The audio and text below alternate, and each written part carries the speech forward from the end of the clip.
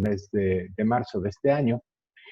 Nosotros, además, queremos compartir con ustedes, ir preparando el terreno, puesto que muy pronto estaremos, junto con la Organización Mundial de la Salud, lanzando la década por el envejecimiento saludable.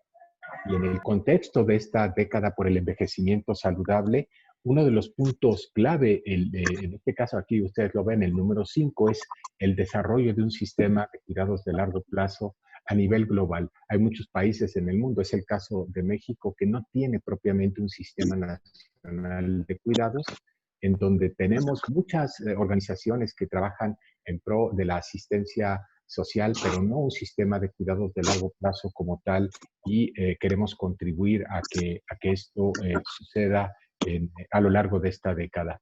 Dentro de las actividades, pues el instituto ha sido nombrado como centro colaborador de la Organización Mundial y Organización Panamericana de la Salud. En esta comunicación del 27 de julio a la Secretaría de Relaciones Exteriores se da fe de esta propuesta, y esta nominación también será anunciada el día 1 de octubre como parte de las actividades alrededor del Día Mundial de las Personas Mayores. Decía hace un momento que desde el mes de marzo comenzamos a trabajar muy intensamente alrededor de este tema. Nuestra primera actividad fue a nivel global, participando en un grupo de trabajo que publicó la guía sobre la prevención y el control de la infección por COVID-19 en residencias de larga estancia.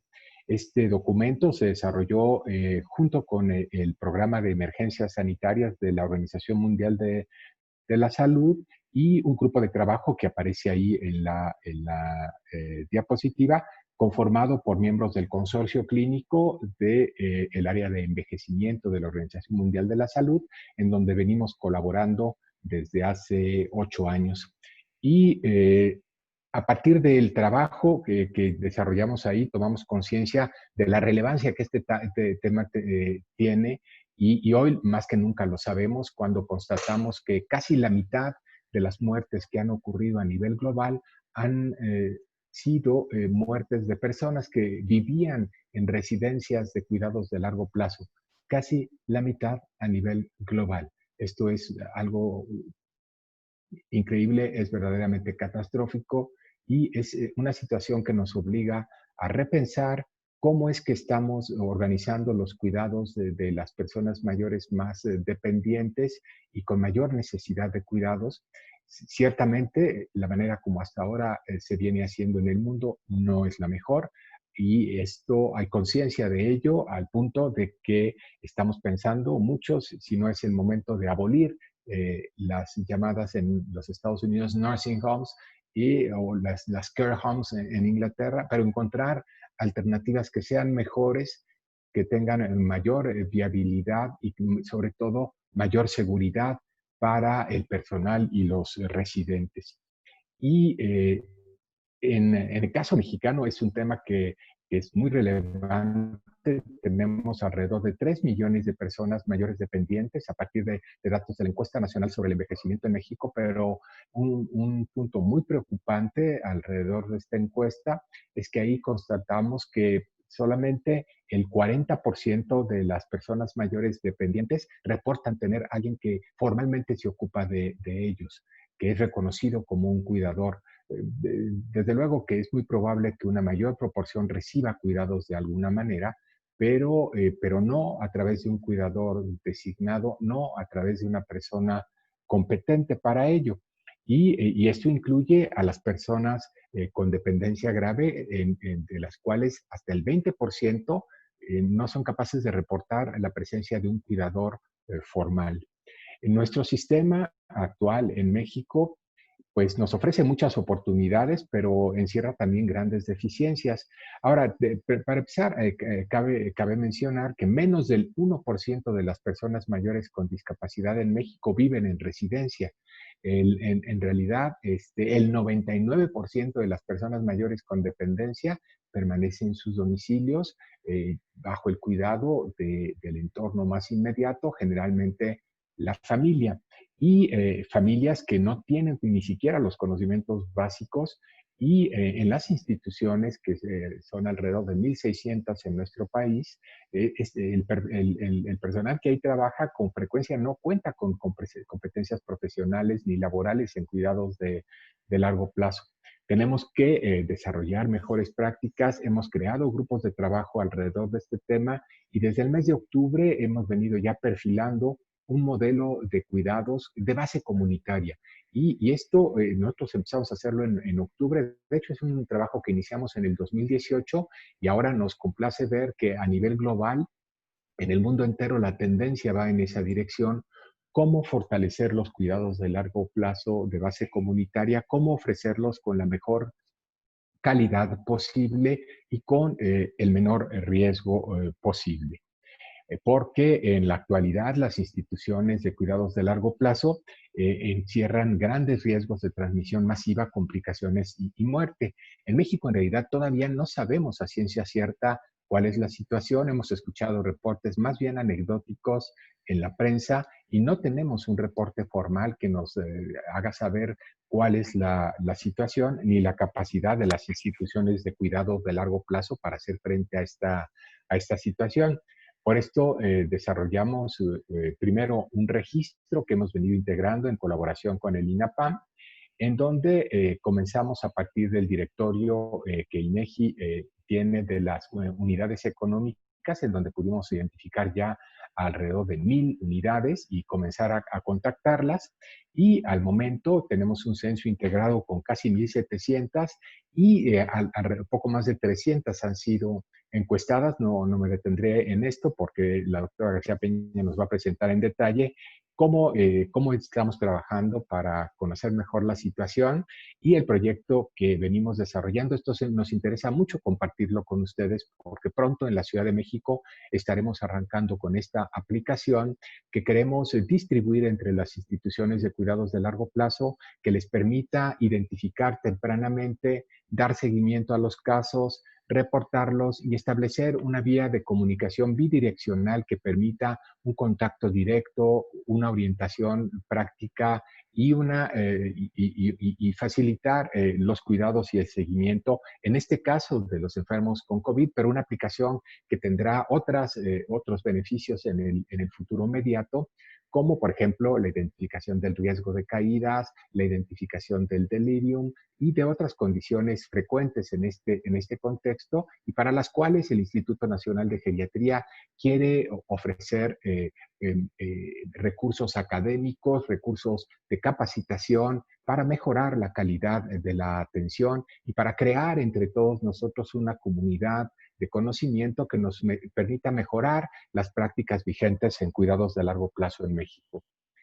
Para esto también tuvimos la oportunidad primero de, junto con el Seguro Social, desarrollar en la plataforma CLIMS un curso masivo para residencias de personas mayores, curso que ha recibido al día de hoy más de 200,000 visitas y este éxito nos animó a desarrollar un curso más en profundidad que sigue disponible y que se abre cada semana y que al día de hoy nos ha permitido ya ofrecer un entrenamiento a más de 1,000 personas. Esto día a día se va actualizando y también más adelante entraremos en detalle acerca de las publicaciones, los materiales de divulgación que hemos venido generando.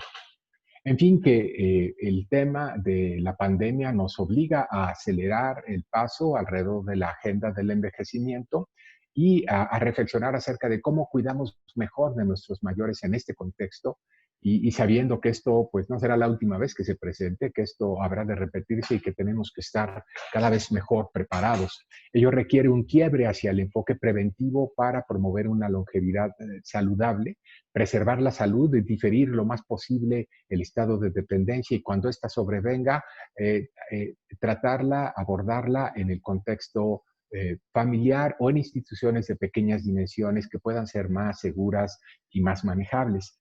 Sabemos que las personas mayores en este contexto son mucho más vulnerables, que presentan con frecuencia síntomas atípicos y que es tarea de todos y en particular de los más jóvenes el contribuir a disminuir el riesgo que enfrentan nuestros mayores en la actualidad. Muchas gracias por su atención. Le cedo la palabra nuevamente a Teresa Álvarez. Muchas gracias, Gracias. doctor Luis Miguel. Ahora el doctor Eduardo Sosa Tinoco del INGER nos va a presentar los documentos técnicos elaborados por el instituto. Muchas gracias. ¿Qué tal? Buenos días. Gracias, Tere. Pues como ya ha pues introducido el doctor Luis Miguel, esta situación pues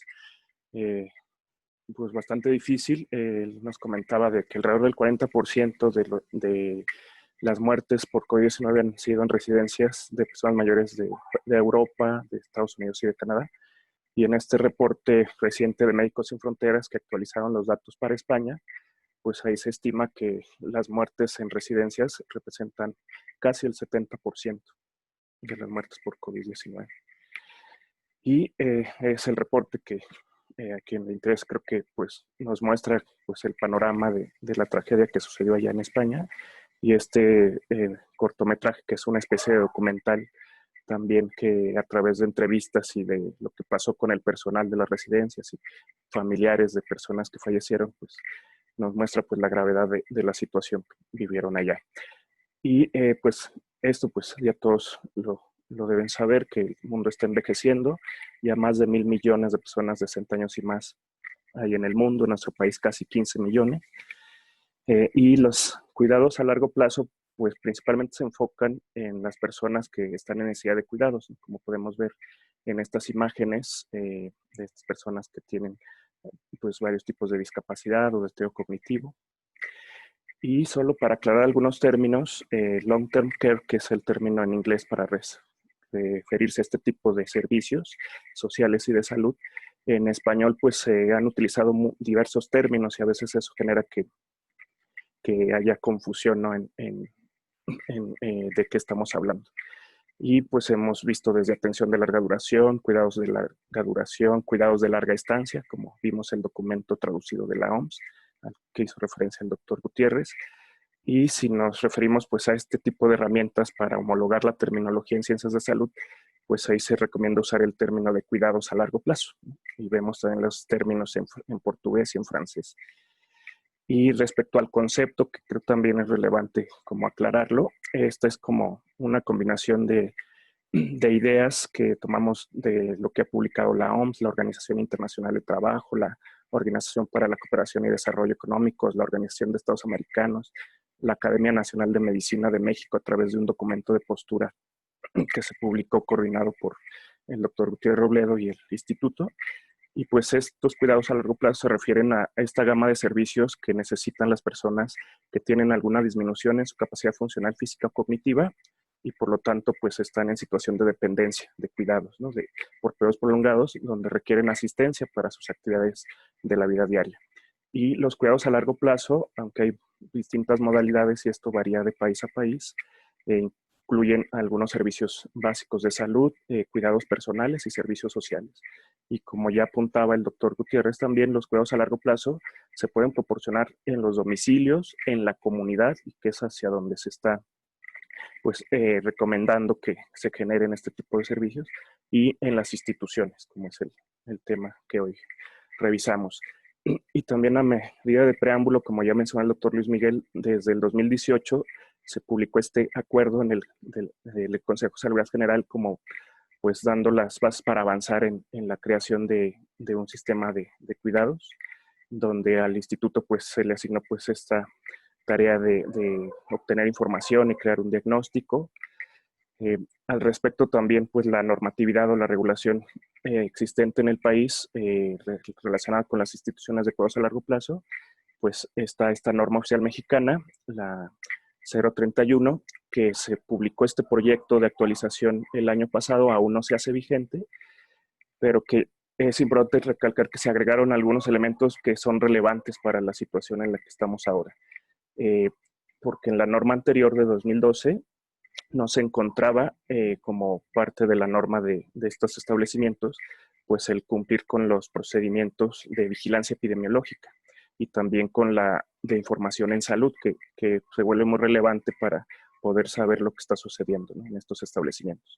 Por otro lado, también en este proyecto de actualización de la norma, pues se incluyó este componente esencial de la capacitación del personal que labora en estos establecimientos, ¿no? Y que debe ser continua, incluir aspectos sobre envejecimiento y vejez, discapacidad, condiciones de salud.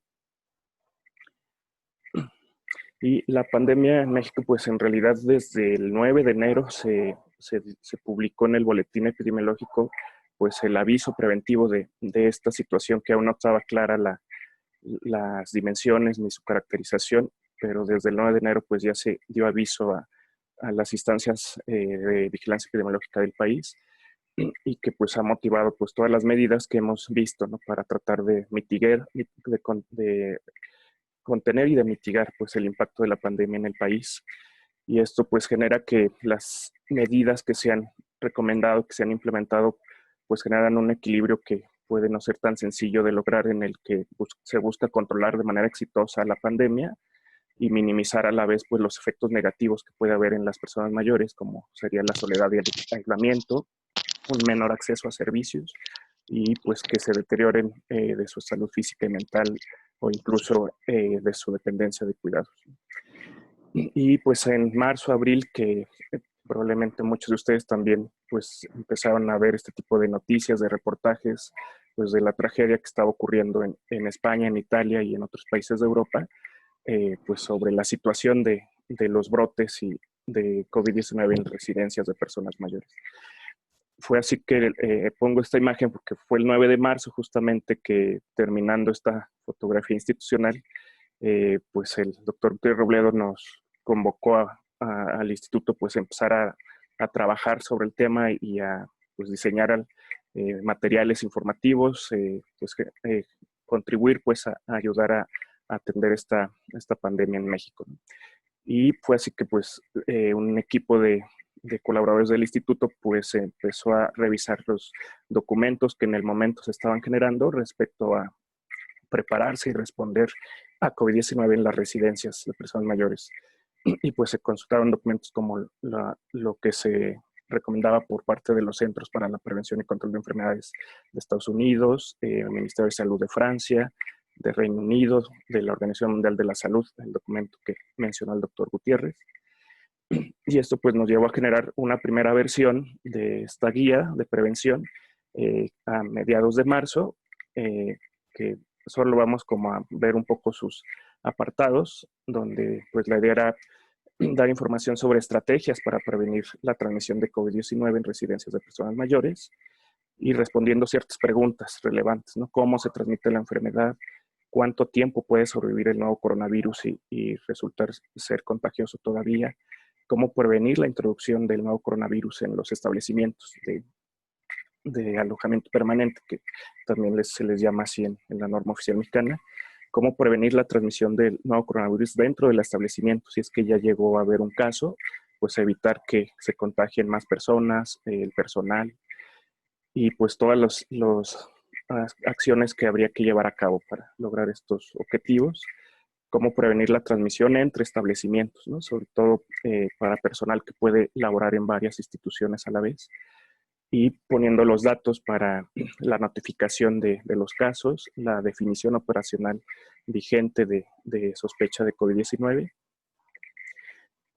Y también se trabajó otro documento, que es este que se ve en la diapositiva, sobre aspectos bioéticos, que se elaboró en colaboración con la Comisión Nacional de Bioética respecto a la toma de decisiones para la hospitalización o el ingreso a cuidados intensivos de personas mayores en el contexto de la pandemia. A la vez se generó este otro documento de recomendaciones para personal de salud que realiza trabajo de campo, ¿no? De qué medidas pudiera llevar a cabo para prevenir contagios.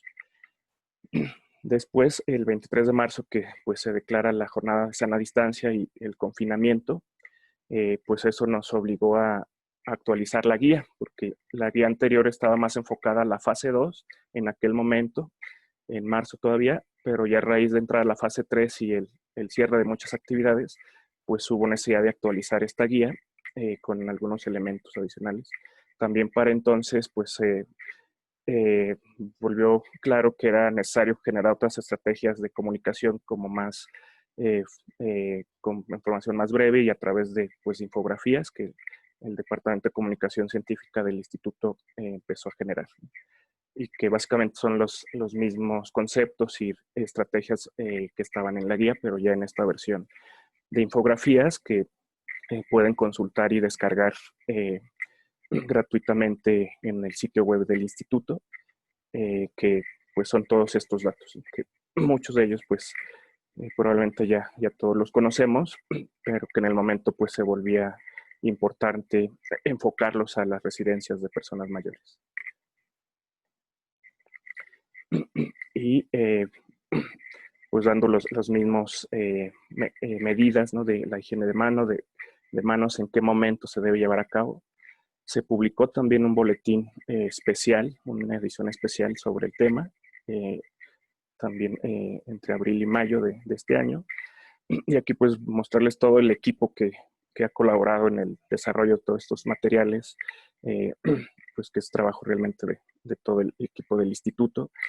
Posteriormente, estas guías y estas recomendaciones fueron retomadas por el INAPAM en este protocolo operativo de contingencia que publicó primero en marzo y después lo actualizó en abril, y que también ha sido retomado por la Junta de Asistencia Privada de la Ciudad de México en estos documentos que comparten con las instituciones, con las aliadas o con las que tienen contacto, pues precisamente para brindarles información de cómo responder a esta situación.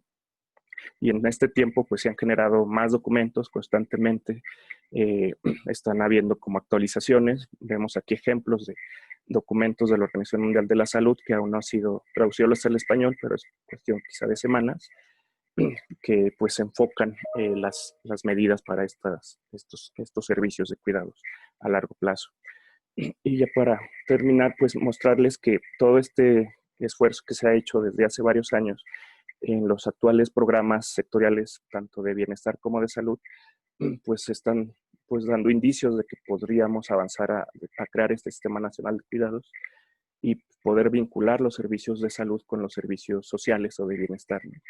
Y vemos aquí, por ejemplo, unas líneas de que es importante desarrollar y fortalecer manuales, protocolos, guías y prácticas para una atención integral basadas en evidencia científica para garantizar la calidad de los servicios o los niveles de atención. Fortalecer los modelos de gestión y de seguridad de los pacientes, atendiendo criterios de accesibilidad, oportunidad, calidad de servicios médicos y de asistencia social, incorporando indicadores que reflejen pues la efectividad de estos servicios. Y pues les agradezco su atención. Muchas gracias, Eduardo. Ahora damos la palabra a Mariana, la doctora Mariana López Ortega del INGE. Va a presentarnos la guía traducida. Les recuerdo que si tienen preguntas pueden hacerlas llegar por el chat.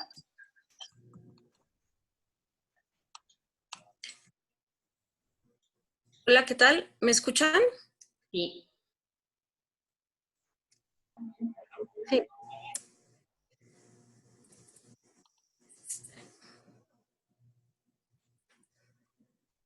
Voy a compartir la pantalla que no está.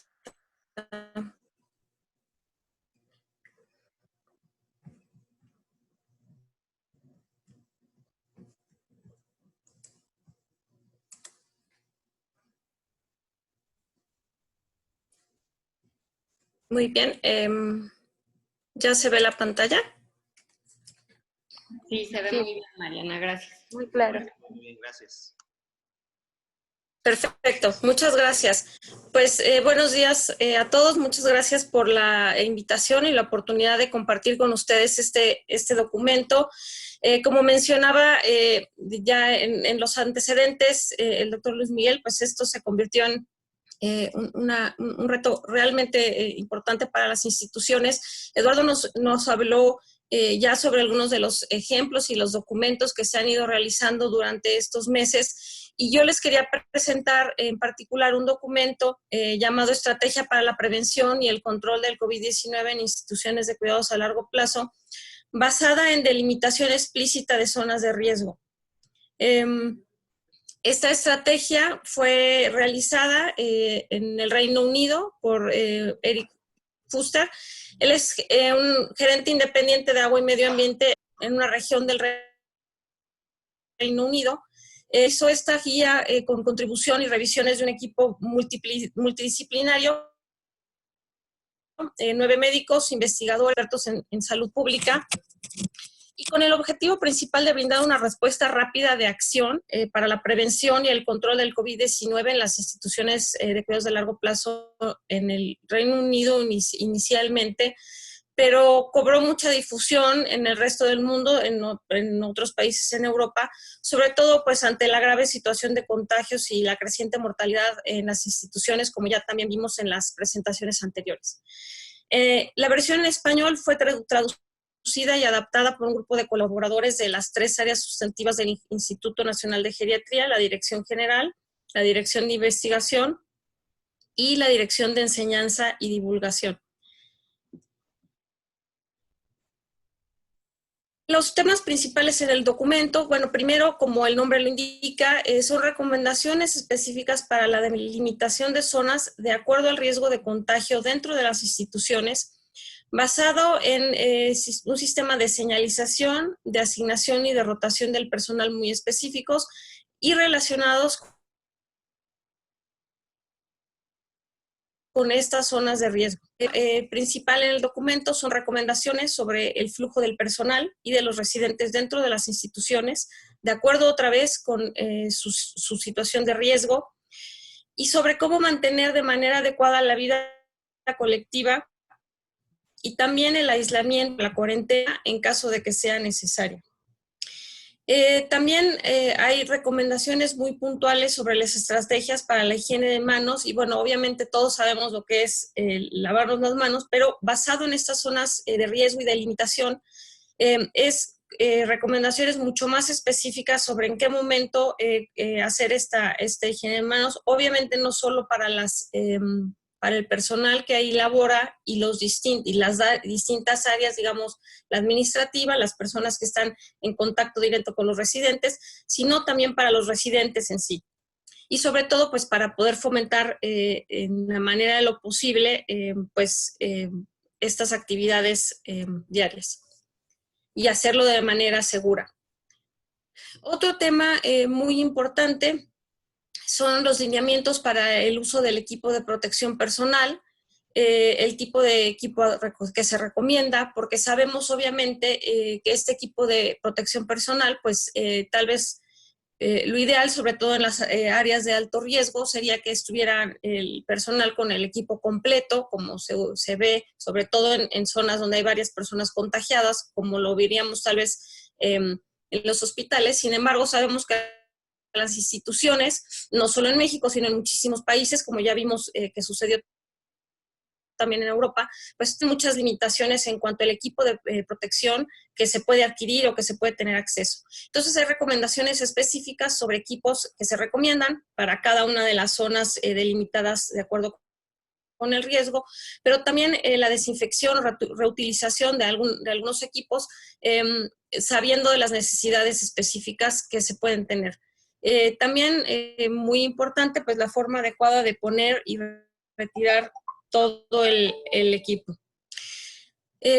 Finalmente, pues hay recomendaciones específicas sobre la limpieza y de la desinfección de equipo que se utiliza por el personal, distintas superficies, en las distintas áreas de acuerdo con su delimitación y su zona de riesgo. También sobre desinfección y limpieza de utensilios de uso común, también es conocido y no solo, como yo estaba diciendo, no solo aquí, sino en muchos países, pues muchas veces el equipo es común, pensemos en los carritos con medicamentos o el área donde se guardan el equipo, el material, todo por ejemplo, pañales, ropa de los residentes. Entonces, ¿cómo llevar una limpieza adecuada y una desinfección? Porque, claro, sabemos que no cada área puede tener su propia área y se tienen que compartir muchos utensilios, mucho equipo. Entonces, ¿cómo realizar una limpieza adecuada, desinfección y mantenerlo en las áreas específicas? Este es un documento de esta estrategia, es un documento técnico muy detallado, es un documento amplio, pero también tiene información gráfica muy práctica que puede apoyar también a las residencias, incluyendo también ejemplos concretos sobre delimitación y señalización de las áreas. Entonces es mucha información técnica, referencia, muchas guías de práctica y de estándares de cuidado, sobre todo en el Reino Unido, pues por ser el documento original de donde proviene, pero también nosotros incluimos cuestiones específicas más adaptadas a nuestro país, liga a documentos o recomendaciones que existen también aquí en México. Otras cosas fueron traducidas especial y adaptadas para poderlas compartir en español. Para hablarles un poco de los ejemplos de cómo de esta parte no solo muy técnica y muy detallada, sino también la parte gráfica, porque es importante. Por ejemplo, aquí tenemos la delimitación de las zonas de riesgo, poniendo como si fuera una sección del plano de una residencia. Y entonces está delimitada claramente una zona, por ejemplo, limpia, donde están las oficinas, el área de recepción, una zona de riesgo mixto, donde puede haber personas que están con sospecha de tener la enfermedad, la infección, en este caso pues COVID-19 específicamente, pero como mencionábamos también, pues tenemos que pensar que esto pues desgraciadamente puede repetirse en otro momento, y entonces pensar no solo para ahorita cómo se soluciona, sino cómo podemos estar preparados en el futuro. La zona de riesgo mixto, por ejemplo, pues se recomienda ya un equipo de protección personal completo o con las recomendaciones que vienen en el documento, si no puede ser obviamente el mismo equipo de protección completo que se usa en hospital, cuáles son las opciones que podemos tener. Y entonces esta delimitación, tratando de mantener, zonas tal vez que siguen siendo limpias o verdes, ¿no? Donde no hay riesgo, o cómo mantener el flujo para contener este riesgo de contagio. Las zonas naranjas, donde son tal vez casos sospechosos, y las zonas rojas, donde claramente ya sea por contacto o porque hay personas que están con contagio. Los triangulitos azules, por ejemplo, son indicaciones de dónde tiene que hacerse, en qué momento la higiene de manos. Y si ven, pues probablemente nosotros pensamos de higiene de manos, bueno, cuando llegué a la residencia, obviamente, un aseo muy completo, y ya, ¿no? Entonces pasaron mis 8 horas del turno y tal vez lo volví a hacer 2 o 3 veces, pero aquí nos indica, por ejemplo, cada vez que entramos, salimos de una habitación, del elevador, cuando se usa equipo compartido entre las habitaciones, como los carritos de medicamentos, y las flechas, señalan si es hacia adentro o hacia afuera. Entonces es una indicación, como decíamos, no solo de cómo organizar probablemente a los residentes y a las áreas, claro, sabiendo que no siempre es posible, pero son recomendaciones, pero también en qué momentos llevar esa higiene de manos para tratar de ser lo más cuidadosos posibles y contener el contagio. También, por ejemplo, hay información y recomendaciones gráficas sobre la parte también de la transmisión. Tenemos en la primera esquina superior izquierda lo que decía por ejemplo, lo que decía la guía actual. Está obviamente en el Reino Unido y en otros países europeos donde sí hay una agencia que acredita, establece los estándares de cuidado para todas las instituciones, y esa es la que se aplica. La guía actual decía, hay personal dedicado a residentes que se ven verdes porque están sanos, sin contagio, y personal que está dedicado a residentes que están tal vez con sospecha o ya con un caso de contagio, que son los rojitos. Y eso así se hacía antes la recomendación de cómo atender y proveer cuidados a estas personas. Pero ¿qué pasaba? Se dieron cuenta que pues, la transmisión asintomática en el COVID-19 es particularmente importante. Y entonces, si ven en la gráfica del medio, pues está el personal que viene de la calle, donde está la manijita de la puerta, la estrellita roja quiere decir que pues está contagiado, y aunque está en contacto directo con las personas que eran verdes, estaban sanas, pues empieza pero como no tiene ningún síntoma el personal, pues empieza a hacer el contagio. Y entonces también viene, además de la parte descriptiva y técnica, obviamente, pues estas soluciones, estas representaciones gráficas de cómo se puede dar esa solución creando barreras a esta transmisión asintomática, ¿no? Entonces es una guía, como les decía, que presenta mucha información y recomendaciones gráficas. Por ejemplo, también incluye toda una sección sobre la señalización, ¿no? Porque no solo es acordarme que cada vez que entro y salgo de un lugar tengo que hacer A, B o C, sino también la opción de tener señalizaciones muy claras sobre qué es lo que se debe hacer. Por ejemplo, dónde desechar en zona roja, pues la ropa, o como digo, desechar no de tirar a la basura, sino de cómo aislar, digamos, por ejemplo, la ropa de los residentes o la misma ropa del personal que está en contacto con las personas, los residentes que están contagiados, las áreas para ponerse o quitarse el equipo, la desinfección de manos antes y salir o pasar por una puerta, la desinfección con cloro, dónde se tiene que hacer, cómo se tiene que hacer. Entonces, también es hacer un apoyo gráfico a cosas que probablemente durante un turno de 8 horas y haciendo muchas cosas a la vez, pues es fácil o sea, es fácil tal vez olvidarnos o no estar muy conscientes, y entonces es un apoyo muy importante. Ya para ir terminando, pues también compartirles que estamos dando una amplia estrategia de difusión, tanto al material que ya les presentó el doctor Eduardo en la presentación anterior, sino también pues esta estrategia. Primero, pues se ha utilizado como material de apoyo en cursos del INGER, por ejemplo, el curso a distancia COVID-19,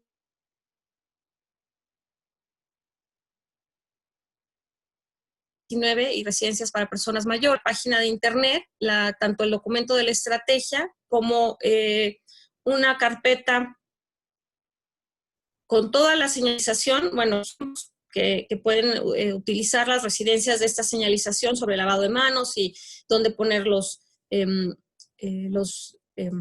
desechos o el lugar para ponerse el equipo, etcétera.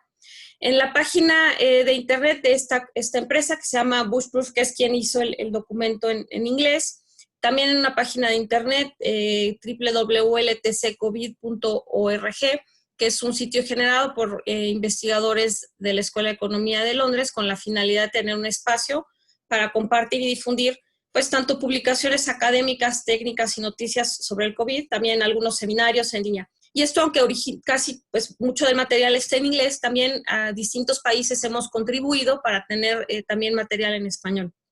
Entonces, pues es una invitación a que consulten tanto esta estrategia como el material que nos presentó el doctor Eduardo en la presentación anterior. Y nada más finalizar pues con un agradecimiento a todos los que contribuyeron al documento para hacer este documento de la estrategia en español. Tienen, como les decía, fue una colaboración entre las áreas del instituto, la dirección general, la dirección de investigación y de enseñanza y difusión. Y bueno, la liga otra vez donde está disponible el documento. Entonces, bueno, muchas gracias, y cualquier pregunta, pues aquí estamos. Muchas gracias, Mariana, por tu excelente presentación. Tenemos ahora un tiempo para contestar algunas preguntas. Las preguntas, tenemos dos. La primera la hizo alguien que se llama P7 y, bueno, comenta que son temas excelentes con información de gran calidad y conocimiento, y la pregunta es que en el caso de enfermería y las universidades, las estudiantes de enfermería llegan a realizar prácticas dentro de las residencias, hospitales, albergues, casas de día, y pregunta que si en este momento hay alguna regla o información para poder asistir a estas prácticas. Pues no sé si por parte de las instituciones educativas, pero justamente este tipo de documentos pues indican pues qué medidas son las que hay que llevar a cabo.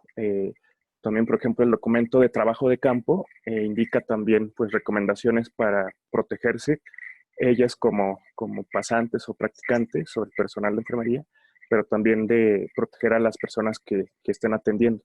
Entonces es como pues esta combinación de estrategias y depende del ámbito en el que estén colaborando, pues los lineamientos que deben de seguir.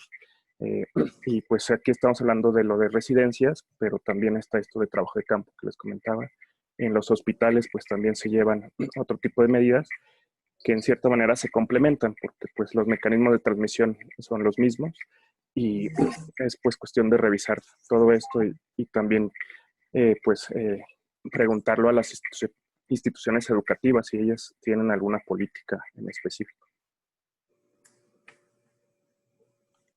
Muchas gracias, Eduardo. ¿Se contestó la pregunta? Digamos, ¿no quieren desarrollar más en esta pregunta? No. Bueno, la siguiente pregunta, preguntaba una de las participantes, Yaneli, que si este documento es descargable. Ya le contestó Arturo que sí. También otra persona quiere que se lo mandemos por correo, se lo haremos llegar con todo gusto. Y la siguiente pregunta es de un licenciado en salud pública y comenta que si cómo se van a aterrizar estas estrategias en México, qué personal lo va a realizar, el personal va a preparar al personal para que realice las estrategias de promoción y prevención en los hospitales y en las residencias a largo plazo, y si se considera que un licenciado en salud pública podría colaborar en esta estrategia. Pues yo creo que en tanto no haya una institución única que, por lo menos hablando de las instituciones de cuidados de largo plazo, exija esto como un requisito de estándar de cuidado, yo creo que las instituciones podrían adoptar estas estrategias y adaptarlas como en la manera de lo posible. ¿Por qué? Porque también la diversidad en las instituciones de cuidados de largo plazo en México es enorme, justo por eso, porque no hay un solo estándar de cuidados o de evaluación, de estándar de cuidado ligado a estas recomendaciones. El doctor Eduardo mencionó, por ejemplo, la NOM, pero bueno, algo así tan específico no viene ahí. Entonces, al final de cuentas, hoy por hoy, pues están estas estrategias. La recomendación sería a las instituciones, pues que la puedan adaptar y no es por aventarles el problema. Sin embargo, pues las características son muy distintas. En mi opinión, yo creo que sí, claro que un licenciado en salud pública podría apoyar, pues sobre todo por el conocimiento de la parte epidemiológica, de la transmisión de infecciones, etcétera. A cada institución, hoy por hoy, en lo que tenemos un estándar que aplicar a nivel nacional, pero para ayudar, pues, una por una tendríamos que hacer el esfuerzo un poco hoy en día. Gracias. Gracias, Mariana. La licenciada Danae pregunta otra vez sobre las prácticas de enfermería. Ella considera que referente a la pregunta anterior, cree que más bien la pregunta era si puede haber practicantes ahorita en las residencias, que por el momento en donde ella trabaja están suspendidas. Entonces, para allá era su pregunta. Sí, yo creo que pues sí, es justo depende de los lineamientos o las políticas que implemente cada institución. Y si ellas son estudiantes, pues sin duda la responsabilidad de decirles si pudieran o no hacerlo es de instituciones educativas, que pasó algo similar con los médicos pasantes, ¿no? Que la UNAM, varias universidades, en la etapa pues más intensa de la pandemia, dijeron que los estudiantes no iban a asistir en estos cuidados justamente para no ponerlos en riesgo. Me imagino que en la enfermería debió haber habido algo parecido. Muchas gracias, Eduardo. Baltasar Ramírez nos pregunta si es conveniente volver a abrir los centros de día o centros gerontológicos utilizando esta guía de estrategia y cuidados. En realidad, pues eso todavía sigue siendo un gran desafío, considerando que pues son espacios cerrados, ¿no? Y que en los centros de día se suelen tener actividades colectivas donde pues se hacen en grupo, ya sea actividad física, estimulación cognitiva, otro tipo de actividades. Y justamente pues este tipo de situaciones son las que son de alto riesgo de contagio, más si son espacios no muy ventilados. Sin duda, pues en estos espacios donde hay gente con alto riesgo de complicaciones graves o de muerte si llega a contraer la enfermedad, pues es donde más pues, precaución o más cautela hay que tener. Y en otros países en realidad tampoco ha habido como un lineamiento claro al respecto. En algunos lugares pues se han adaptado, ¿no? Y han tratado de seguir con sus actividades a distancia por videoconferencias, haciendo sus sesiones de yoga, de activación física, o tratar de mantener pues en contacto y en interacción a las personas, porque sabemos pues la repercusión que puede haber en la salud mental, ¿no? Del aislamiento y la soledad. Pero lineamientos específicos de centros de día hasta donde sabemos creo que aún no se han emitido. Sí, también en mi opinión, yo tampoco he ido en otros países, inclusive, por ejemplo, Europa, que ya pasó hace más tiempo que nosotros esto, los centros de día siguen sin abrir, sobre todo por este reto que mencionaba el doctor Eduardo de cómo hacer esas actividades grupales en espacios pequeños, pues ahora separados a 3 metros de distancia. Para las instituciones de cuidados de largo plazo y empezaron ya a dar recomendaciones, digamos, siempre y cuando haya espacio, esté ventilado, las personas puedan visitar a su familiar sin estar cerca, sin que el residente esté cerca de otras personas. Claro, tiene que ser con horarios muy, muy cuidados para que dependería de las condiciones de la institución si es que pudiera hacerse eso, pero no, realmente se ha optado por actividades en línea, digamos, perdón, con la gente que regularmente va a los centros de día para poder tener contacto con ellos. Gracias. Gracias, Mariana. Nos preguntan también si en el caso de los sistemas municipales del DIF que realizan visitas por maltrato a adultos mayores, ahorita se encuentran suspendidas, si es conveniente su reactivación o seguir con la suspensión. Ahí yo creo que tiene que ser a partir de cuál es la situación de la transmisión a nivel local, ¿no? En ciertos municipios, en ciertas, incluso colonias, como lo estamos viendo aquí en Ciudad de México y seguramente en varios estados. Y ahí pues son las autoridades municipales las que tendrían que ir definiendo si ese tipo de actividades se pueden ir reanudando. Para el caso de la Ciudad de México, por ejemplo, pues se han empezado a hacer brigadas comunitarias, ¿no? Como para ir detectando dónde hay pues situaciones de riesgo, dar información a la población, etcétera. Pero estos sí son como pues medidas que se tienen que ir adaptando a la situación local de cómo va la epidemia en cada lugar. Gracias, Eduardo. También nos preguntan, alguien de una institución refiere que han tomado medidas, sin embargo, han tenido muchos problemas para conseguir insumos, ha sido difícil y costoso. Considera que ha habido falta de apoyo y seguimiento directo y nos pregunta qué institución a nivel estatal y o federal es la encargada de supervisar y brindar ese apoyo.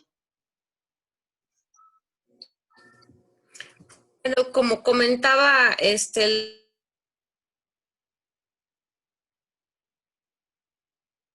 doctor Luis Miguel, desde mi institución, no solo que evalúe o lleve un seguimiento, es importantísimo que una sola institución hiciera un estándar de cuidado para todas las instituciones y que hiciera alineamientos de este tipo o guías todo el tiempo. Entonces, hoy en día, lo único que existe, como ya mencionó el doctor Sosa, es esta NOM, pero esta NOM se fija mucho en la infraestructura, en que haya, por ejemplo, una evaluación geriátrica integral,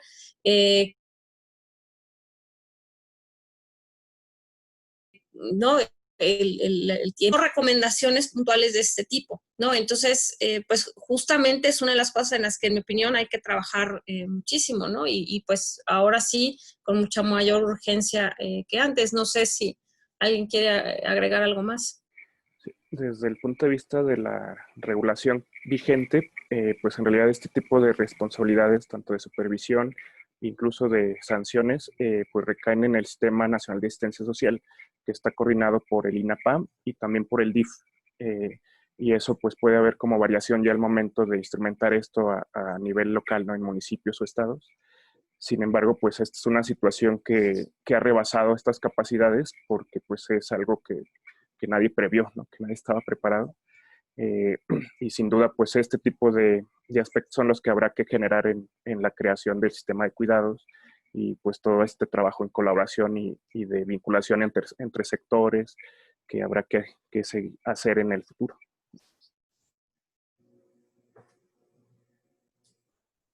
Muchas gracias, Eduardo. ¿Alguien más tiene alguna otra pregunta o algún otro comentario?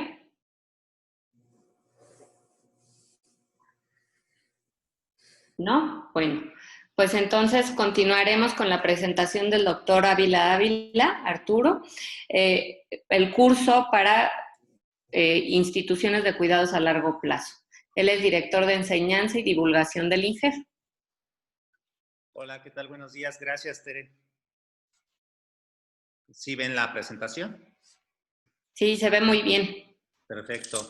Bueno, lo que les voy a platicar es básicamente un esfuerzo que se hizo con motivo de esta contingencia y que a raíz de toda la problemática que se visualizaba en otros países y el impacto que podría llegar a tener, pues estábamos preparándonos para justamente tener algunos elementos que nos ayuden a dar respuesta a ello.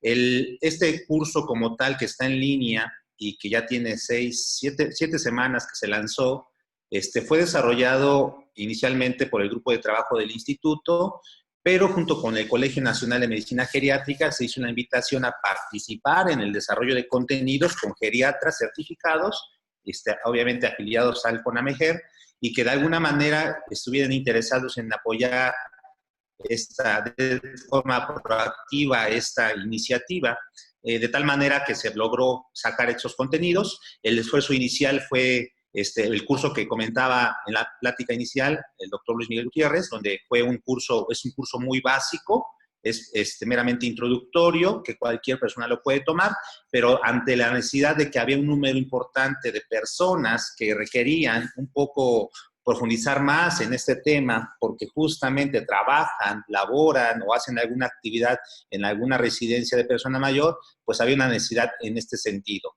Junto con los documentos que comentó Mariana López Ortega, Eduardo Sosa, creíamos conveniente que tendríamos que hacer necesario, accesible toda esta gama de documentos a través de un curso donde tuviesen un reconocimiento a un esfuerzo que tienen que imprimir o que poner en este caso.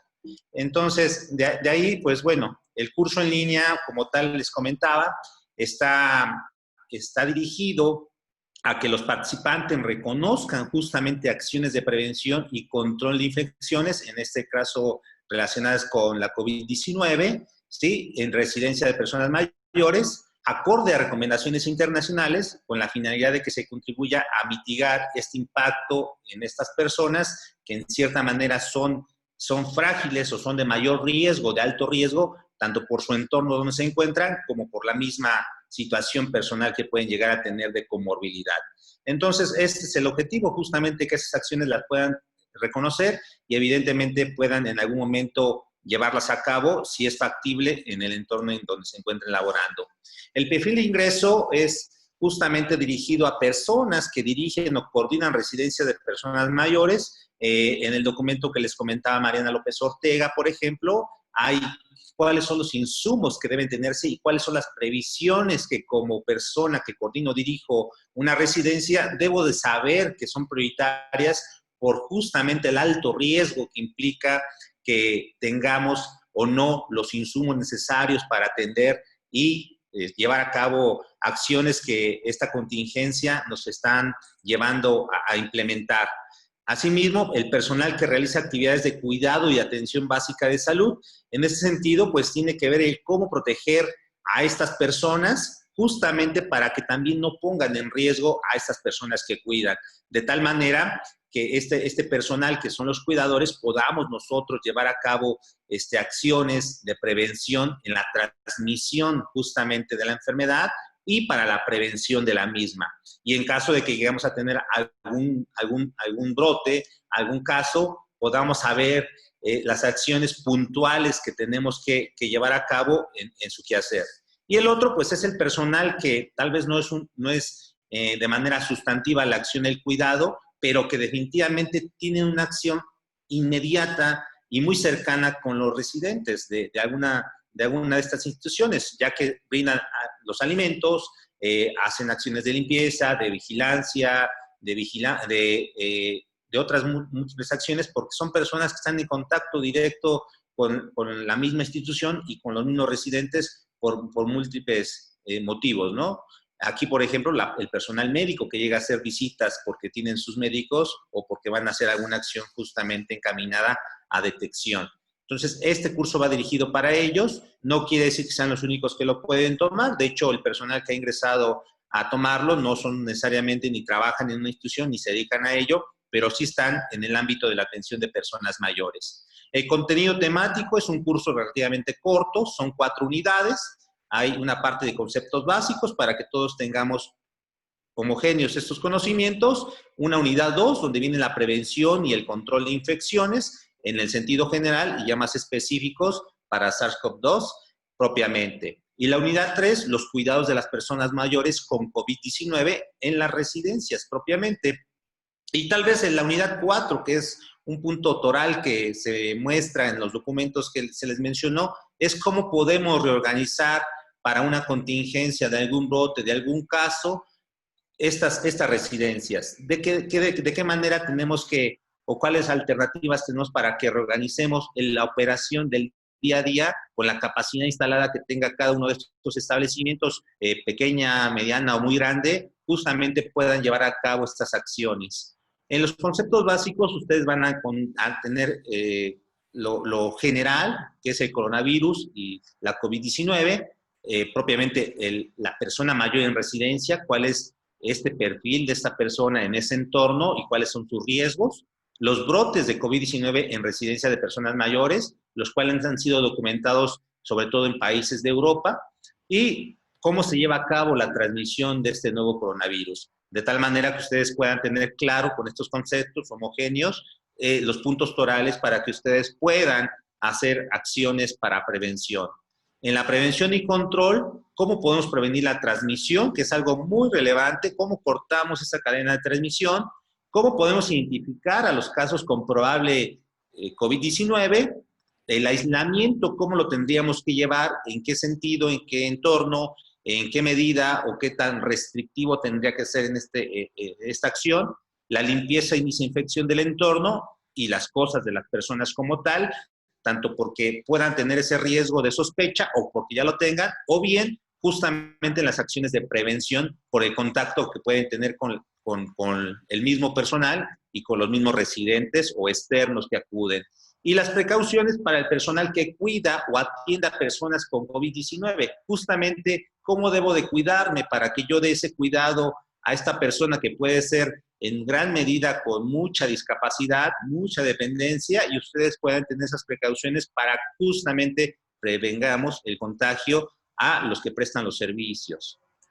La otra son los cuidados de personas con COVID-19. Aquí justamente lo que delimitamos es el curso clínico a lo que está hasta ahorita descrito, la atención básica de salud que deben recibir, evidentemente para casos no graves. Los casos graves definitivamente tenemos que reconocerlas, cuáles son estas manifestaciones y derivarlos, ¿sí? Hacer un enlace a hospitales o en nuestra red de servicios donde tendré que referir a estos pacientes con una característica o una manifestación que sospecha grave.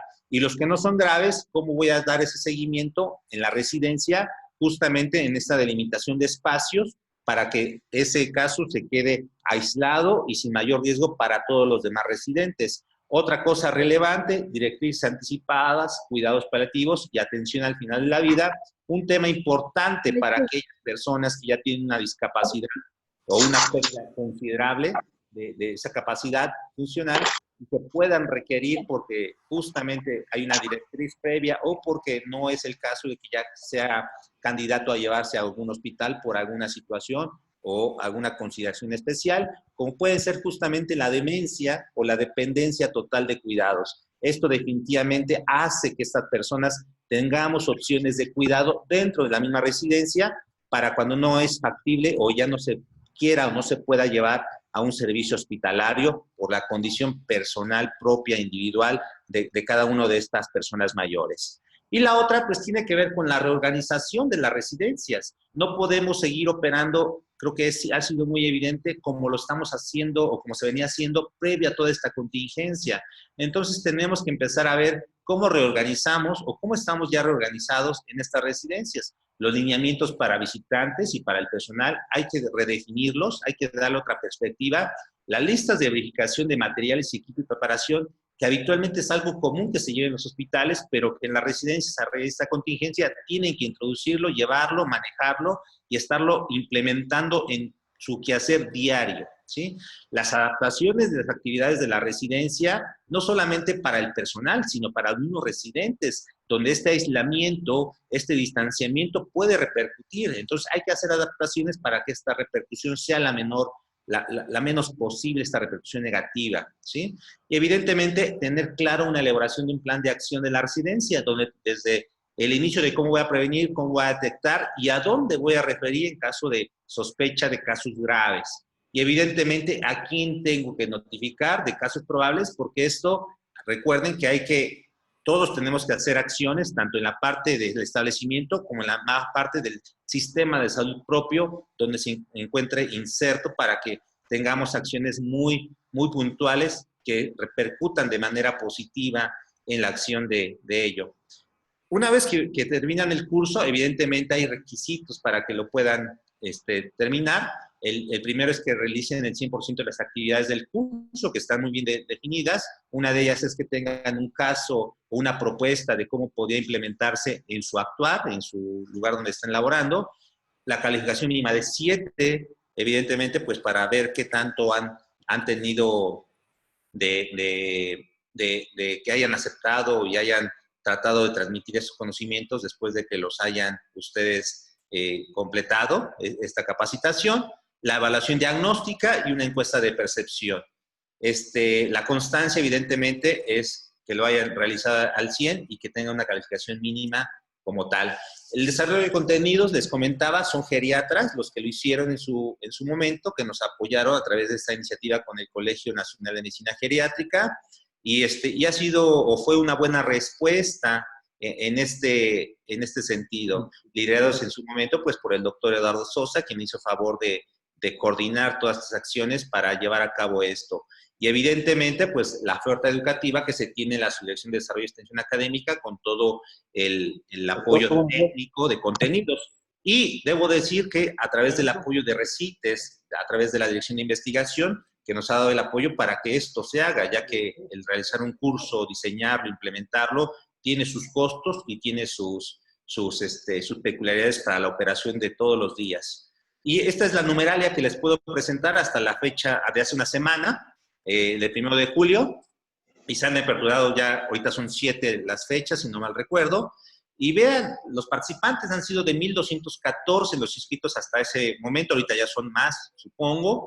Los participantes que concluyen con la constancia fueron 945.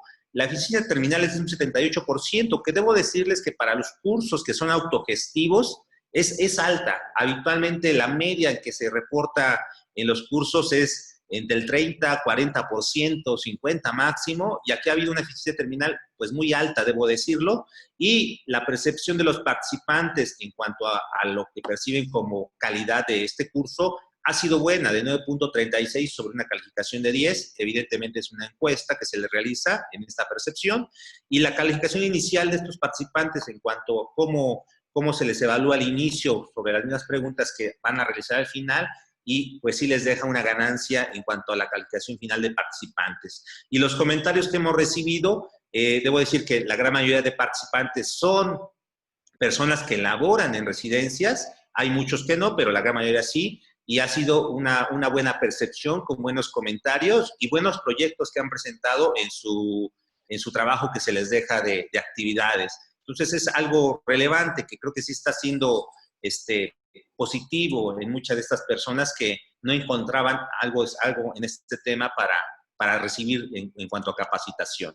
Y bueno, comentarles que el curso se apertura semanalmente, se abre, si en algún momento no entra en cupo porque hay que gestionar claves, contraseñas altas y demás, la siguiente semana seguramente podrán acceder a él, porque nos quedamos con los datos y los podemos estar monitoreando para invitarles que se inscriban en la siguiente convocatoria. Pues por mi parte sería todo. Agradezco la invitación. Tere, gracias. Muchísimas gracias, Arturo, por tu excelente presentación. Ahora vamos a escuchar a la doctora María del Carmen García Peña. Ella es la directora de investigación del INGE y nos va a hablar de su proyecto, bueno, del proyecto del instituto, el MEPREP COVID-19 MX. Gracias, doctora Álvarez. Buenos días a todos. Muchísimas gracias por estar aquí escuchando este seminario que hemos preparado. Yo creo que estos meses han representado meses muy complicados para todos, una realidad que yo creo que nadie de nosotros adivinó o predijo al inicio del año. Y en ese sentido, el Instituto Nacional de Geriatría ha direccionado pues prácticamente la totalidad de sus esfuerzos a buscar respuestas y presentar alternativas respecto precisamente a las instituciones de cuidado a largo plazo. Y esta es un esfuerzo de investigación que ya presentó preliminarmente el doctor Gutiérrez Robledo al inicio. Él es el investigador responsable y los colaboradores somos parte del equipo de investigación y parte del equipo de educación de este instituto. Ya se ha dicho mucho, pues, que el entorno de las instituciones de cuidados de largo plazo representan un alto riesgo de transmisión por la alta concentración de personas, por la rotación de personal y propiamente por dos factores o condiciones del envejecimiento que son precisamente recordarle que hay que sacar cita. Porque, por ejemplo, ahorita nosotros... Perdón, por favor, ¿podrían apagarse los micrófonos? De hecho, no teníamos citados hasta después de las 2, ya que se fuera tantito el olor de la pintura. ¿Quién será? ¿Podrían, por favor, apagar sus micrófonos? Pero nada más recordarle que tiene que sacar cita para evitar todas estas incomodidades. Bueno, ¿pueden apagar los micrófonos, por favor?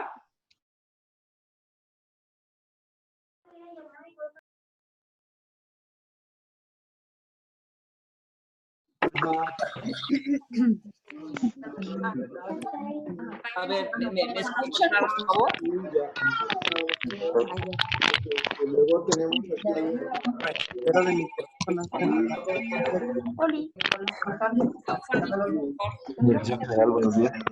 Se encendieron todos los micrófonos.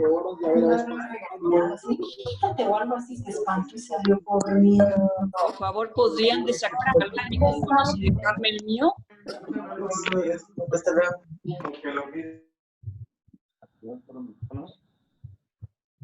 Ya, ok, podemos continuar, ¿verdad? ¿Me escuchan?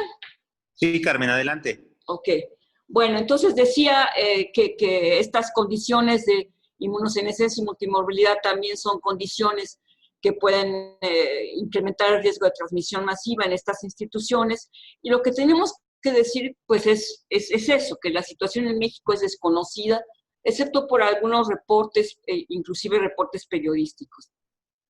También, bueno, no sabemos con exactitud o con exacta precisión cuál es la capacidad de estas instituciones para prevenir y atender brotes de la COVID-19, cómo están en términos de recursos humanos, materiales, financieros, y cómo están en términos de capacitación. Estas razones nos llevaron a implementar y a desarrollar este proyecto de investigación, medición de la preparación y respuesta local a la pandemia de COVID-19. El objetivo general, pues precisamente era ese, determinar el estado de preparación y en su caso de respuesta local que estas instituciones en el país tienen durante esta emergencia sanitaria y determinar si se cuenta con capacitación suficiente, establecer un claro, confiable, válido registro de instituciones y conocer las características básicas de estas instituciones, así como de las personas que residen en ellas. Hicimos un estudio descriptivo transversal, nos basamos inicialmente en el DNUE, el Directorio Estadístico Nacional de Unidades Económicas, pero sabemos que este podría tener un cierto nivel de precisión, pero no al 100%. El DNUE reporta más o menos 1,100 y tantos instituciones de cuidados de largo plazo en México. Seguimos una estrategia de bola de nieve para identificar otras residencias. Tuvimos la valiosísima ayuda, muy importante, del Sistema Nacional para el Desarrollo Integral de la Familia, DIF, y el Instituto Nacional de las Personas Adultas Mayores, INAPAM, y entre todos fuimos conformando este censo. Y bueno, la metodología también implicaba la aplicación de un cuestionario, obviamente no de persona a persona, sino mediante llamada telefónica o por correo electrónico. Los criterios de inclusión del estudio incluimos a todas las instituciones que atendieran personas de 60 años o más, sin importar su tamaño, su localización, si era residencia permanente o temporal, y que aceptaran participar en el estudio. Pues por supuesto excluimos a los que no aceptaran participar o a los que finalmente no podíamos localizar porque no contaban con ninguna vía de localización, teléfono, dirección, de correo electrónico, etc. Y bueno, excluimos a los que solamente instituciones que atendieran, que fueran equivalentes a centros de día, que no atendieran a personas mayores o que estuvieran cerradas por la contingencia. Incluimos todas estas variables en términos de personas que trabajaran en la institución, personas trabajadoras mayores de 60 años, datos de los residentes, cuántas personas residentes tienen dependencia, cuántas, nos parecía muy importante, han expresado voluntad anticipada en términos de no ir a servicios de urgencias o no ser conectados a un ventilador, personas vacunadas y personal médico de planta. Además, investigamos cuántos reportaban capacitación, cuántos tenían disponibilidad personal, de servicio de enfermería, consultorio, etcétera, lavandería, cocina, otro tipo de cuestiones como psicología, tipo de dormitorios, número de ocupantes, potencial de designar una habitación para aislamiento y otras condiciones que eran referentes a las estrategias de preparación para enfrentar la COVID. Entonces, los primeros datos que nos reportan son estos, pues hay un total de residencias censadas que hemos logrado censar de 1,690. Ha sido realmente muy complejo porque tuvimos diferentes fuentes de información y tuvimos que hacer un procedimiento muy complejo de revisión desde el punto de vista de duplicaciones o no, etcétera, pero más o menos esta cifra ya tiene un cierto grado de precisión. México cuenta con 1,690 instituciones de cuidado a largo plazo distribuidas en el país, y de esas residencias censadas hemos logrado encuestar 315. De estas 315, esta es la distribución por estados. Tenemos más encuestadas en Guanajuato, en Jalisco, en Nuevo León, en Sonora, ¿no? Y también en Ciudad de México, que tenemos 13 ya encuestadas. De estas 315 residencias que hemos logrado encuestar, podemos reportar que hay un total de 4,328 trabajadores, y de ellos más o menos el 10% tiene más de 60 años, 424. La media de trabajadores anda en 14.3 y una desviación estándar de casi 18, ¿no? Un 45% son residencias pequeñas que tienen menos de 10 trabajadores en la institución.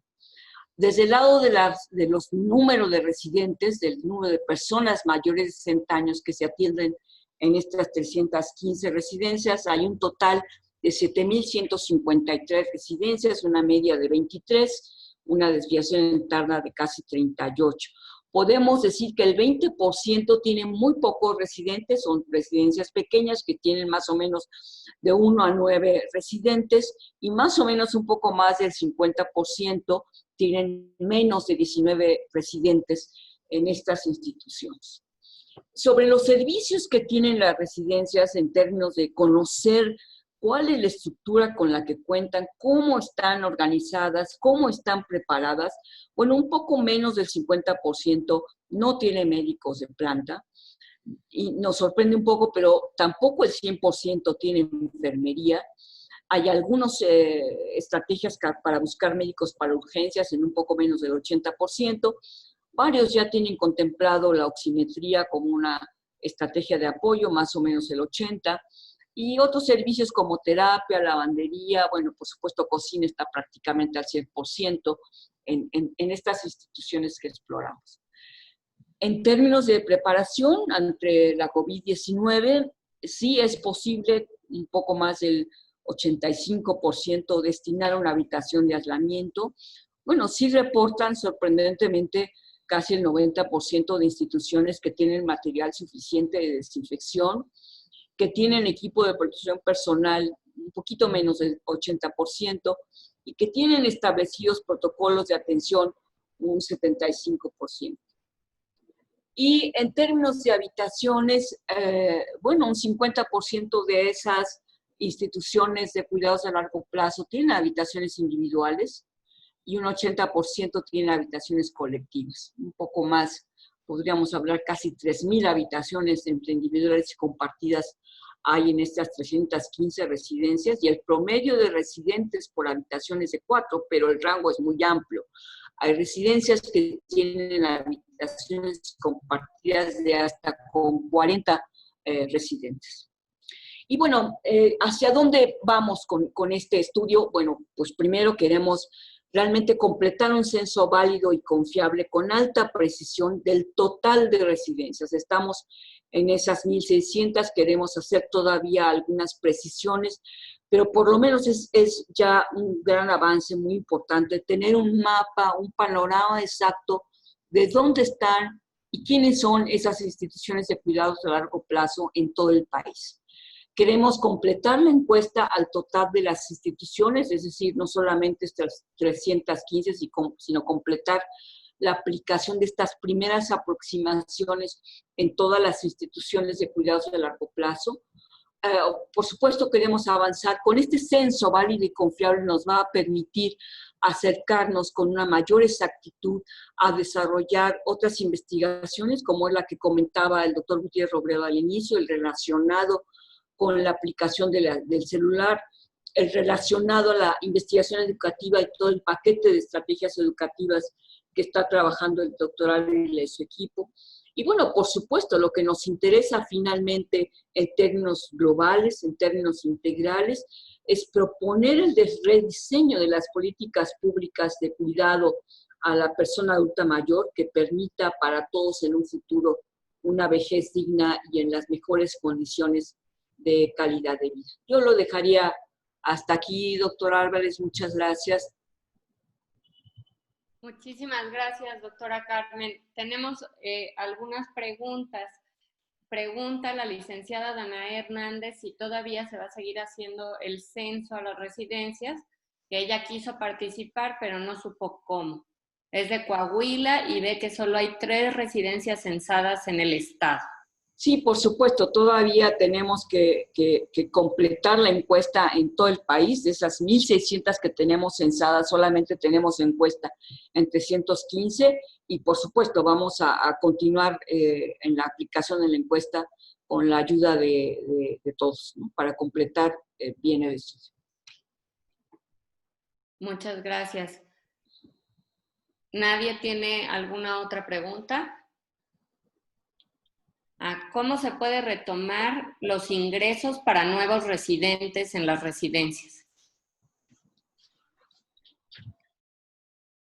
Doctor Ávila, ¿usted quiere comentar de este punto?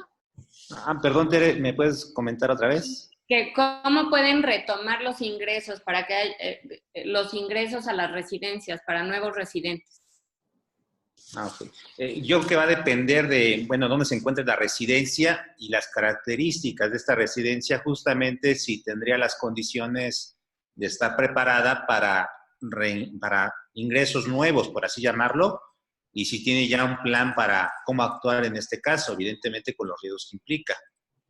Pero eso ya creo que va a ser de manera muy particular en cada una de las residencias. En los lineamientos vienen muchas ideas que pueden llevarse a cabo, en cómo reincorporarse. En algún momento se cumplen ciertos pasos.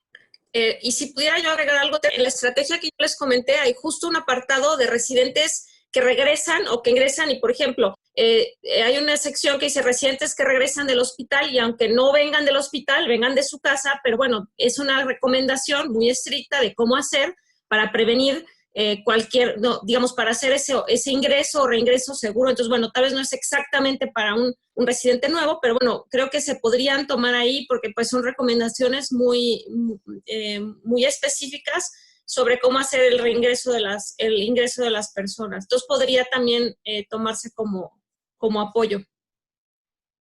Gracias, Mariana. Sí, tienes toda la razón.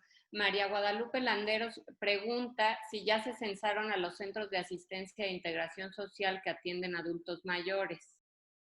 Sí, si estos censos contemplan la atención continua y permanente y no son casas de día, deben estar en el censo global, porque tenemos que distinguir el censo de la encuesta. El censo es simplemente la colección de datos de ubicación y de localización de todas las instituciones que atienden personas adultas mayores, ¿no? En la encuesta que revela los datos de preparación ante la COVID, solo tenemos 315 completados en este momento, ¿no? Entonces, ahí tenemos todavía que completar la estrategia de aplicación de la encuesta a 2.600 registrados. Muchas gracias, doctora Carmen. ¿Hay alguna otra pregunta?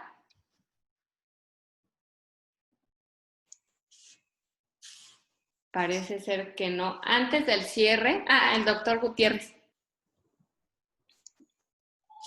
Sí, hasta ahora, a lo largo de las presentaciones, prácticamente no hemos hablado de las pruebas diagnósticas, no hemos hablado de la serología, no hemos hablado del papel que estas pueden tener, y justamente por eso lo pongo sobre la mesa en el ingreso de nuevos casos o en el seguimiento de los casos ya identificados al interior.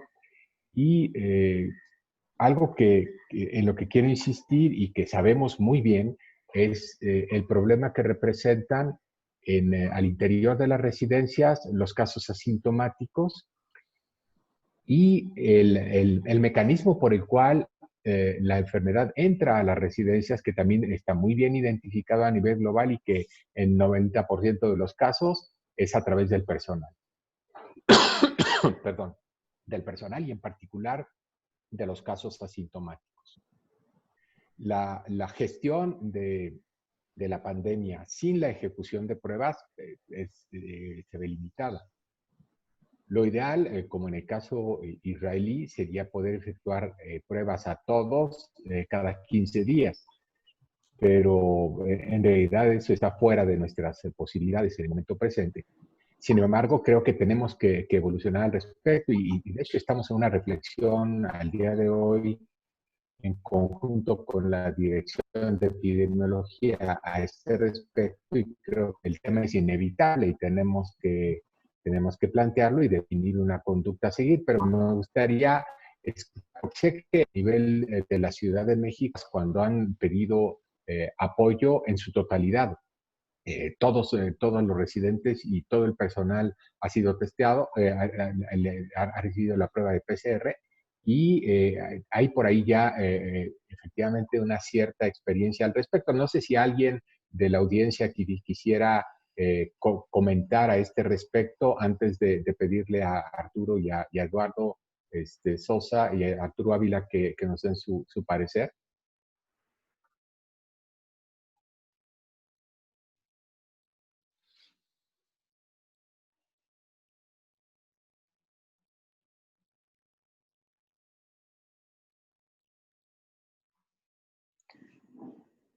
La licenciada Nadia pregunta, ¿qué se opina de la prueba serológica?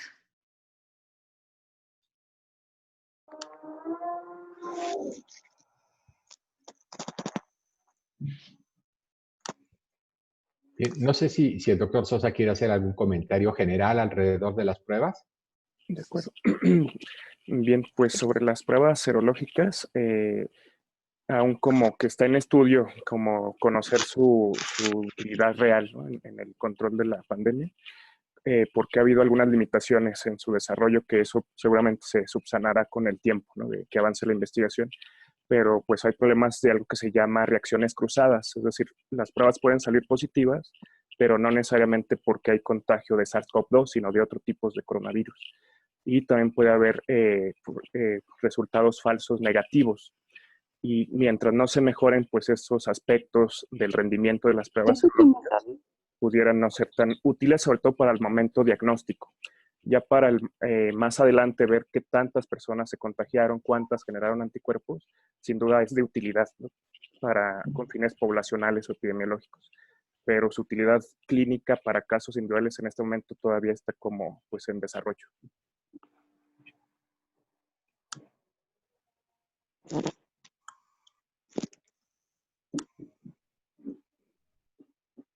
Concuerdo, y en realidad, en el momento presente, en México, las pruebas a las que tenemos acceso, las pruebas serológicas a las que tenemos acceso son de una calidad todavía mediana y efectivamente, sobre todo las pruebas rápidas, podemos encontrar en el mercado, en Internet, en oferta, toda una variedad y realmente es muy difícil juzgar de la calidad de las mismas.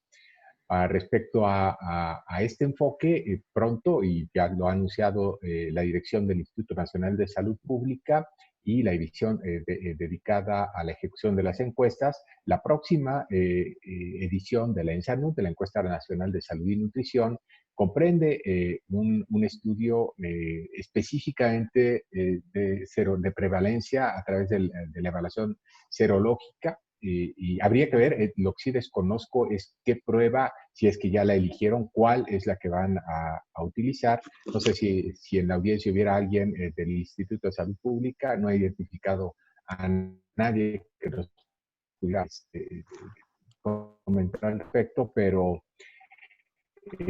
sí es un tema todavía difícil. Ahora bien, en lo que toca a las pruebas de PCR y la necesidad de utilizarlas en el seguimiento, no sé si Mariana, Eduardo, quisieran comentar algo al respecto. En el contexto de institución de cuidados de largo plazo.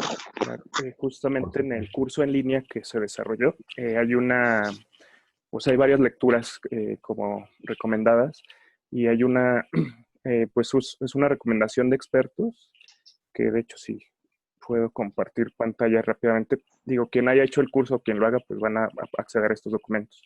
Y se desarrollaron estos escenarios de pruebas diagnósticas de SARS-CoV-2, COVID-19 en instituciones de cuidados a largo plazo a partir de una encuesta a expertos. Y justamente aquí la idea es ver pues en qué escenario se encuentran las instituciones, ¿no? Uno de los ideales sería el 3, por ejemplo, en el que además de pruebas hay equipos de protección personal abundantes, pruebas diagnósticas fácilmente disponibles para realizar regularmente las pruebas a todo el personal y a todas las personas residentes. Esta sería la situación ideal. Y pues en algunas partes del mundo se ha podido hacer. Y justamente estas recomendaciones pues muestran la diversidad de escenarios que puede haber y pues ver en cuál podríamos ubicar a las residencias en específico, ¿no?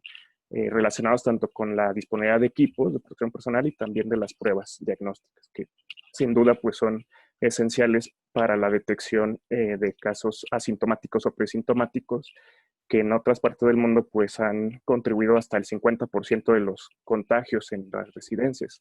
Entonces, pues sí es un tema importante a implementar medidas en cuanto a las pruebas.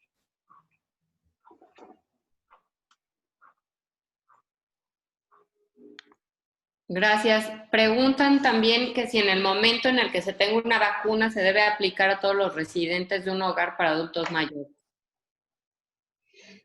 Creo que es una pregunta muy difícil de responder. Aquí mi primera reacción es que hasta el momento presente las poblaciones en las que se tiene previsto probar la vacuna no incluyen a las personas mayores y menos a las personas mayores frágiles, no hasta donde yo sé, no sé si alguien tiene información distinta a esta.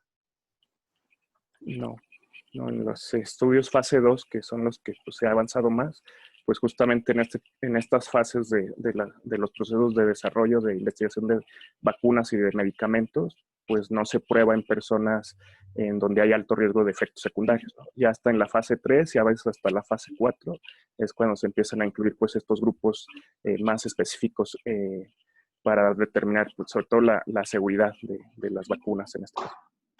Sí, entonces la respuesta en este momento a esa pregunta es no sabemos. Habrá que ver, todo dependerá del perfil de seguridad que la vacuna tenga al final de esta primera evaluación que está en curso y que nos pudiera dar una idea de lo que podemos esperar en términos de efectos secundarios, pero en el momento presente la verdad es incierto.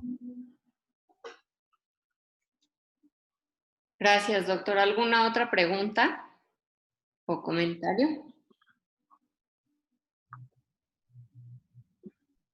¿No?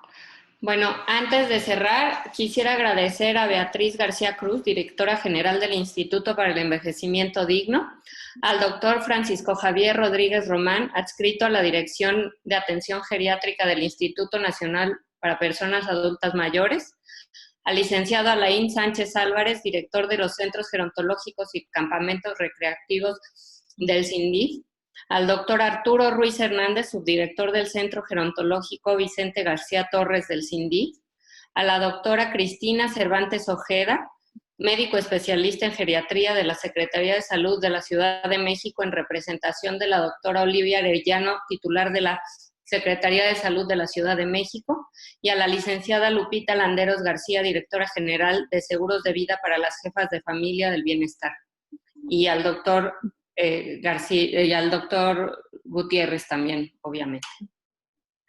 Y desde luego, Tere, si me permite, antes de cerrar, quisiera todavía abrir el foro y pedirles a quienes acaban de ser mencionados si tienen algún comentario previo al cierre.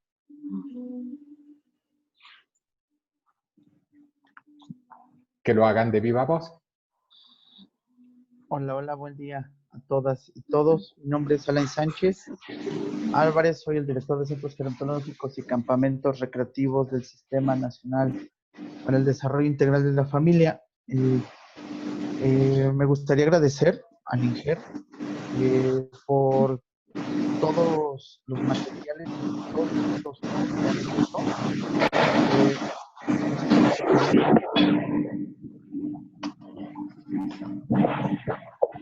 ¿Sí me escuchan? De momento no se escuchó, pero en este momento sí, nuevamente. Gracias.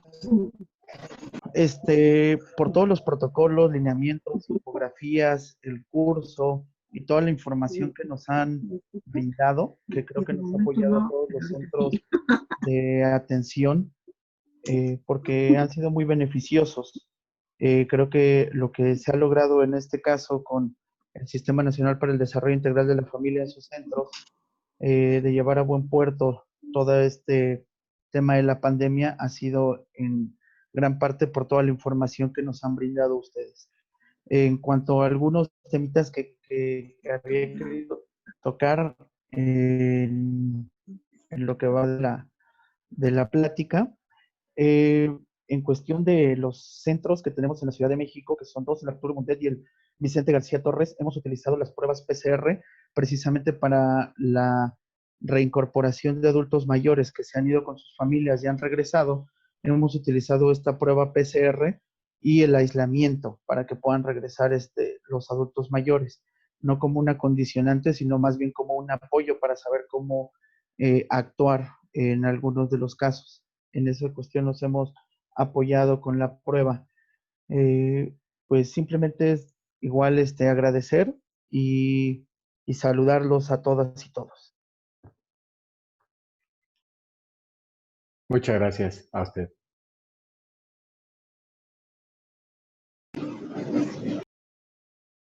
Muy buenos días a todas y a todas. Le saluda la directora general del Instituto para el Envejecimiento Digno, Beatriz García.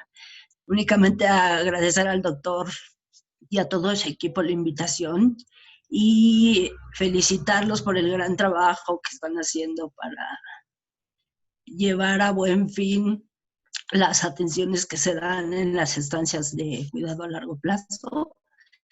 Me parece un trabajo muy valioso y ojalá que nos lo pudieran compartir. Muchísimas gracias y felicidades, doctor, y su equipo. Muchas gracias a usted por acompañarnos y desde luego tengo pendiente responder a un oficio que me enviaron a este respecto y les estaremos compartiendo toda la información. Muchas gracias. Muchas gracias. Hola, ¿qué tal? ¿Se escucha? Soy Francisco Javier del INAPAM. Pues nada, lo primero agradecerles por la invitación. En lo particular, muy interesante todos los documentos que están trabajando. Me llama mucho la atención el de la estrategia para la prevención y control de COVID en instituciones de cuidados a largo plazo. Yo creo que es un muy buen acercamiento o alguna meta en general que debemos de tener todos. Si bien el acercamiento a estos puntos específicos que se mencionan en el documento, la semaforización, es un poco complejo para todas las instituciones, dado que algunas son reconversiones, algunas son donatarias y la infraestructura física suele ser un poco complejo reestructurarla. Sin embargo, maneja puntos muy claves que son esenciales para romper la cadena de transmisión en el momento de aplicarlos. Otro documento sumamente interesante, el MedPred, es fantástico en el sentido, el diseño tal cual epidemiológico, un estudio transversal, nos va a dar una fotografía de cómo estamos a nivel nacional, lo cual, como bien mencionaron, nos va a dar pauta para realizar una toma de decisiones con base en información reciente. Felicitarlos principalmente por sus trabajos que están realizando y estamos al pendiente de sus resultados. Muchas gracias. Muchas gracias y ciertamente la colaboración con el INAPAM apenas comienza en este sentido y será de muy largo plazo. Gracias por su participación. Parece que la licenciada Guadalupe Landeros quiere hablar. No sé si tiene activado su micrófono. Parece que sí.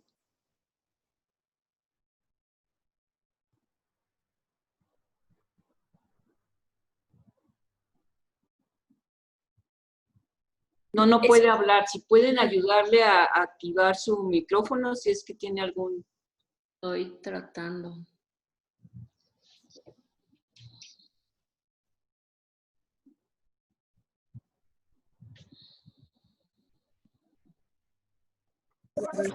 Todo el tiempo que estuvo peleado Omar, que no iba para allá.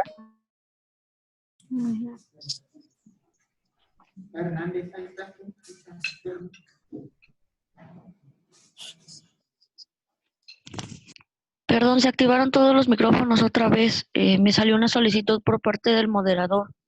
Voy a desactivar mi micrófono. Están todos cerrados, ¿no?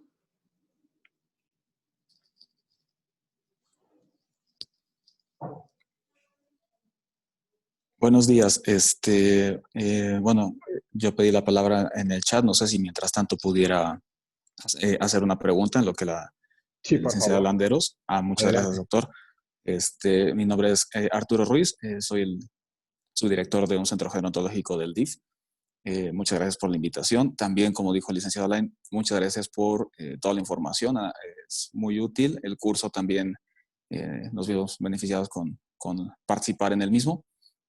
Y a mí lo que me interesó un poquito más es la primera parte sobre esta iniciativa para agregar a las instituciones de México como parte del sistema global de cuidados a largo plazo.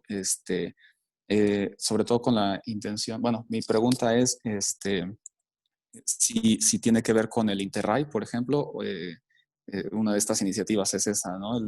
El Interreg como uno de los instrumentos para unificar criterios entre las instituciones de cuidado de largo plazo en me parece que está en alrededor de 35 países, 40 países en el mundo.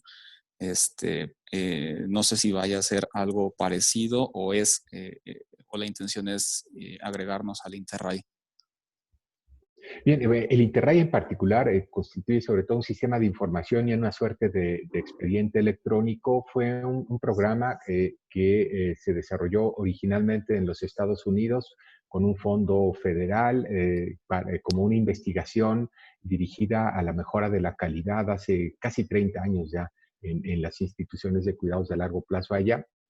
Y evolucionó y se transformó después en un consorcio internacional. Representantes del Interrey estuvieron en México hace 15 años, de hecho estuvieron trabajando con el doctor Sergio Valdés ahí en la casa hogar donde usted se encuentra justamente, y desgraciadamente no prosperó. Este es básicamente un sistema de información que sigue siendo vigente, que se ha diversificado, que ahora tiene versiones también para atención geriátrica hospitalaria y en el nivel comunitario, y que es muy interesante.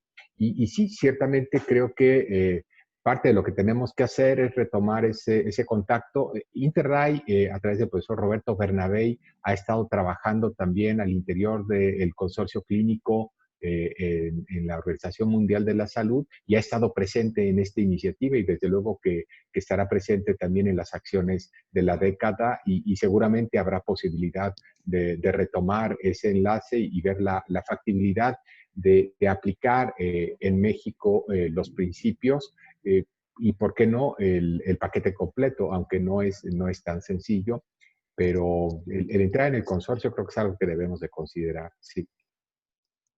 Muchas gracias, doctor. Y sobre todo porque, bueno, sí es importante poder unificar justamente los criterios de operación de las instituciones del país, por lo menos tener un mínimo indispensable para justamente asegurar la calidad de la atención, pero también poder realizar otro tipo de avances, ¿no? Como ya lo mencionó, en algunos otros países ya no se preocupan tanto por la atención, sino incluso hasta por el diseño de las instituciones, ¿no? O sea, cuando ya se rebasa el mínimo indispensable, ya las instituciones pueden evolucionar a otro tipo de preocupaciones, ¿no? Claro que ahorita el COVID es una preocupación mayor, y justamente yo creo que esta iniciativa que se tuvo con el INAPAM, con ustedes como institutos nacionales, que han apoyado mucho en la difusión de la información, ciertamente ha apoyado mucho. Muchas gracias por este espacio. Gracias a usted.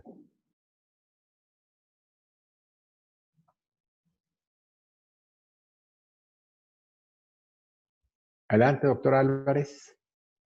Perdón, es que estaba tratando de conectar a la persona que no se podía conectar. Parece ser que no había prendido su micrófono, pero ahora ya lo tiene prendido y ya no la encuentro. Ya la encontré.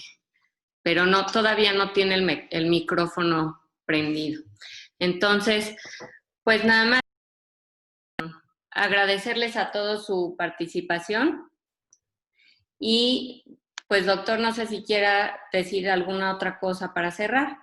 No, simplemente que pronto estaremos compartiendo con ustedes a través de nuestras redes y directamente también a través de todos los enlaces que ya tenemos identificados en el registro, la iniciativa que queremos poner en marcha en la Ciudad de México para el seguimiento a través de esta aplicación que nos permite en tiempo real establecer un contacto, dar seguimiento a los casos y dar orientación sobre todo para el cómo reaccionar. Esta iniciativa se ha desarrollado en conjunto con el Centro de Ciencias de la Computación del CICESE en Baja California, y estamos buscando una colaboración, de hecho ya trabajando con un grupo del Reino Unido que ya la tiene establecida desde hace algunos meses, y creemos que esto puede resultar muy práctico y muy útil, primero a nivel de la Ciudad de México, y pronto esperamos a nivel nacional. Les tendremos al tanto de los avances, les estaremos invitando a participar, y les agradecemos mucho el que nos hayan acompañado el día de hoy. Gracias, doctor. A los que me pidieron información por el chat, ya se las mandé por correo. Espero que les haya llegado.